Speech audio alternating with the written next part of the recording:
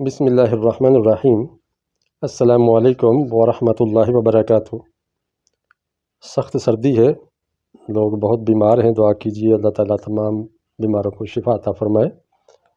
ہم پیام مشرق پڑھ رہے ہیں، فارسی حصہ، نظم نمبر 7 فصل بہار نام کی نظم ہے، جس کا آج ہم چوتھا بند سیکھیں گے اور اس میں آنے والے مرکبات کو بھی جانیں گے اور اس میں آنے والے افعال کی بھی تشریح کریں گے انشاءاللہ۔ سب سے پہلے اس کی قرأت ہو جائے۔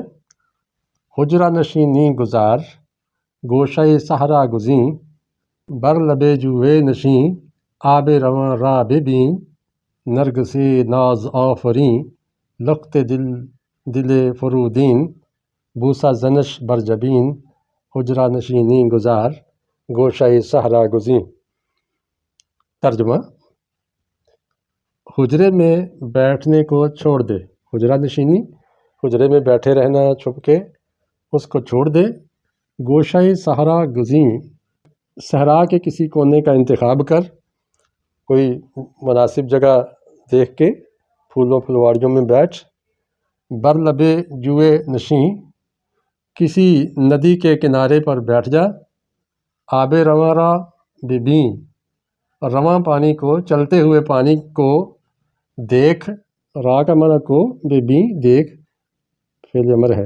نرگ سے ناز آفریں، نازوں سے پلے ہوئے نرگس کو دیکھ۔ لخت دل فرودین، وہ نرگس کا پھول جو بہار کے دل کا ٹکڑا ہے۔ ایرانی لوگ مارچ کے مہینے کو فرودین کہتے ہیں، جس میں پھول کھلتے ہیں۔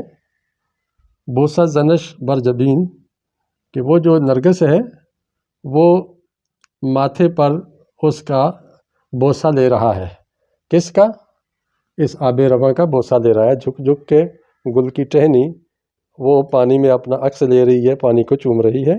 تو اس طرح خوبصورت نظارے دیکھو اور حجرے میں بیٹھنا چھوڑ دو۔ اس کا مطلب کیا ہے اس شعر کا اور پیغام کیا ہے؟ علامہ اقبال رحمۃ اللہ علیہ اس شعر میں کہتے ہیں کہ آپ تنہائی پسندی، گوشہ نشینی چھوڑ دو اور جو بہار آئی ہوئی ہے اس سے لطف اندوز ہو۔ ندی کے کنارے بیٹھو، پھولوں کو دیکھو، طبیعت تازہ کرو۔ یہ ماحول بنا ہوا ہے، یہ بار بار نہیں آیا کرتا۔ پیغام اس بند کا یہ ہے کہ جب پوری دنیا کے لوگ برطانیہ سے آزادی چاہتے ہیں، جرمن سے آزادی چاہتے ہیں، فرانس سے آزادی چاہتے ہیں اور اپنی ریاستوں کو، ممالک کو، زمین کے ٹکڑوں کو واگزار کرانا چاہتے ہیں، ایسے موقع پہ تو اگر بیٹھا رہے گا اور کوشش نہیں کرے گا تو محروم ہو جائے گا۔ اس لیے اس بہار سے فائدہ اٹھا اور اس اٹھان سے تو بھی فیض یاب ہو جا۔ یہ ہے اس کا پیغام۔ جو سرخ لائن کے ساتھ واضح کیے گئے ہیں الفاظ، اس کو جان لو۔ دیکھو، دو لفظوں کو آپس میں جوڑ دیا ہے، کبھی حمزہ کے ساتھ اور کبھی زیر کے ساتھ۔ جب حمزہ یا زیر کے ساتھ دو لفظوں کو جوڑ دیا جائے تو وہ یا مرکب اضافی ہوتا ہے یا توصیفی۔ اگر بعد والا لفظ صفت ہے، کوئی خوبی خامی کا مفہوم دیتا ہے تو وہ مرکب توصیفی بن جاتا ہے، اور اگر صفت نہیں ہے تو وہ مرکب اضافی بنتا ہے۔ اب صحرا کو دیکھیں تو یہ کوئی صفت نہیں ہے، ریگستان یا جنگل کو کہتے ہیں۔ اب یہ مرکب اضافی ہو گیا، صحرا کا گوشہ، صحرا کا کونا۔ لب جو، ندی کے کنارے، جو بھی کوئی صفت نہیں ہے تو یہ مرکب اضافی ہو گیا، ندی کے کنارے۔ آب رواں، رواں ہونا، یہ ایک صفت ہے، ایک ہے ٹھہر جانا ہے، ایک ہے چلتے رہنا، ایک خوبی ہے، تو یہ مرکب توصیفی ہو گیا، آب رواں، چلتا پانی۔ اب مرکب توصیفی کے ترجمے میں کا، کے، کی وغیرہ نہیں آتا۔ نرگ سے ناز، ناز کا پھول یعنی نازوں سے پلا ہوا نرگس۔ لخت دل، دل کا ٹکڑا، یہاں بھی دیکھیں دل کا ٹکڑا، مرکب اضافی ہو گیا چونکہ دل کوئی صفت تو نہیں ہے، یہ تو چیز کا نام ہے۔ یہ مرکب توصیفی اور اضافی واضح ہو گئے۔ اب اس میں جو فعل آئے ہوئے ہیں وہ میں نے یہاں چن دیے ہیں، گزار، گزین، نشین، ببین۔ یہ سارے فعل امر ہیں، کیونکہ علامہ اقبال تو برانگیختہ کر رہے ہیں، حکم دے رہے ہیں، گزارشیں کر رہے ہیں، التماس کر رہے ہیں کہ آپ بیٹھے کیوں ہیں، اٹھے۔ تو یہ سارے فعل جو ہے امر ہے۔ فعل امر وہ فعل ہوتا ہے جس میں کسی کام کا حکم دیا جائے یا درخواست کی جائے۔ اب اس سے نہیں کیسے بنتا ہے کہ آپ فعل امر سے پہلے میم بڑھا دیں تو یہ فعل نہیں بن جائے گا. گزار میں نے چھوڑ دے اور ما گزار نہ چھوڑ. گزین کا معنی چن اور ما گزین نہ چن. نشین بیٹھ، ما نشین نہ بیٹھ.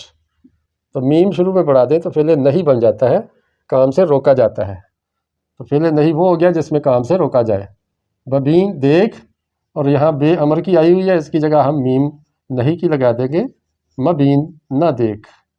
تو یہ فعل نہیں بن گیا.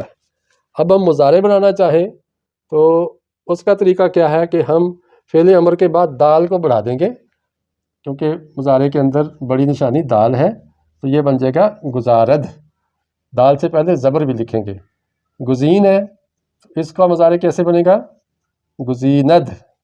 نشین ہے، اس کا مضارع یعنی فعل امر کے بعد دال لگا دیں، نشیند.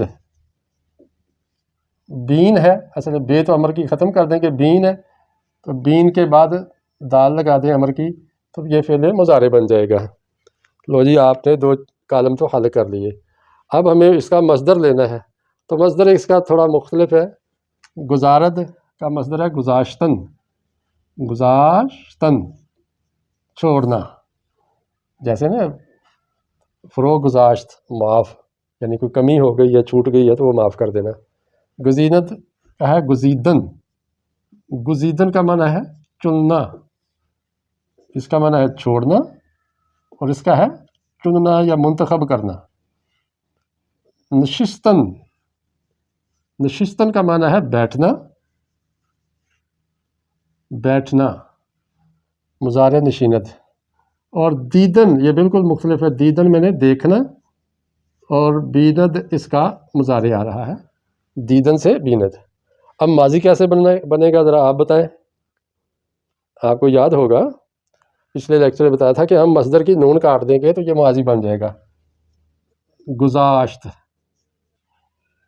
اور اس کا کیا بنے گا؟ گزید. ہاں، گزاشت سے میں نے چھوڑا، اور گزید چن لیا. نشست بیٹھا. دید دیکھا.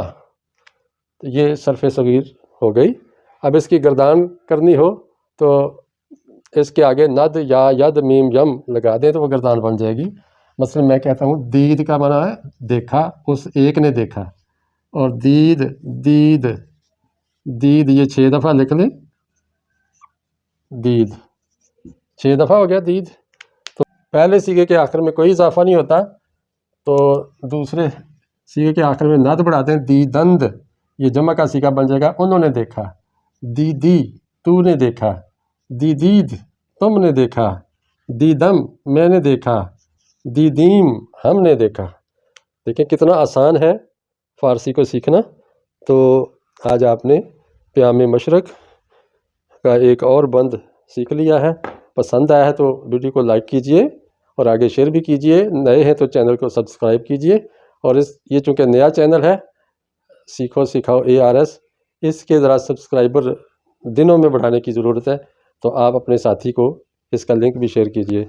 اجازت چاہتا ہوں. السلام علیکم ورحمۃ اللہ وبرکاتہ.